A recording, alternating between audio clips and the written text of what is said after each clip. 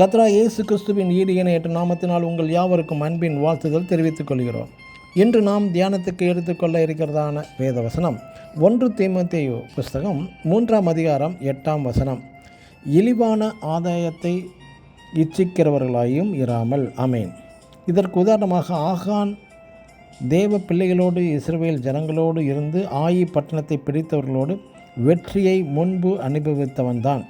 ஆனால் அந்த இழிவான ஆதாயத்திற்கு உரிய இச்சைக்கு அடிமையாகி பாபிலோனிய சால்வையும் 200 வெள்ளி சேக்கலையும் 50 சேக்கல் நிறை பொன் பாலத்தையும் இச்சித்து எடுத்துக்கொண்டான் என்று யோசுவா 7ஆம் அதிகாரம் 21ஆம் வசனத்தில் வாசிக்கலாம்.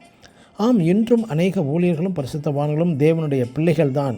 அநேகருக்கு சாட்சியாய் மாதிரியாய் வாழ்ந்தவர்கள்தான். கடைசியாக வஸ்திரங்கள் மேல் இச்சை, பண ஆசை உள்ளவர்களாய், மண் ஆசை உள்ளவர்களாய், பில்டிங் மேல் பில்டிங் வாங்கவும் இடம் கட்டவும் மற்றும் சிலர் பொன் ஆசை நிறைந்தவர்களுமாய் ஜீவித்து மரணமும் அடைந்து விடுகிறார்கள். மற்றும் கேயாசி என்ற தேவ மனிதன் எலிசாவோடு ஐக்கியமாய் வாழ்ந்தவன்தான். நாகமான் எலிசாவுக்கு கொண்டு வந்த பொருட்களை கண்டு இச்சிக்கிறான். ஆனால் பரிசுத்த ஊழியனாகிய எலிசா அந்த விலை உயர்ந்த பொருட்கள் மீது இச்சிக்கவே இல்லை. ஆனால் இந்த கேயாசி அந்த இழிவான ஆதாயத்திற்குரிய இச்சை இருந்ததினால் அதை நிறைவேற்றினான். அந்த இச்சையின் மூலம் கொடிய தண்டனையும் பெற்றுவிடுகிறான். அதன் விளைவு என்ன?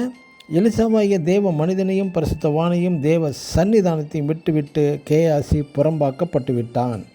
ஆம், எனக்கு அன்பான தேவனுடைய பிள்ளைகளே, இந்த ஆகான் போலவும் ஊழியனாகிய கேயாசி போலவும் இழிவான ஆதாயத்திற்காக இச்சிக்கிறவர்களாய் ஜீவித்து சிலர் அந்நிய நாட்டு பணங்கள் அந்நிய பொருட்கள் மீது இச்சித்து அவைகளை பெற்ற கேயாசி போலவும் ஜீவித்து தங்கள் வாழ்க்கையை நஷ்டப்பட்டு போக வேண்டாம். ஆமேன். God bless you.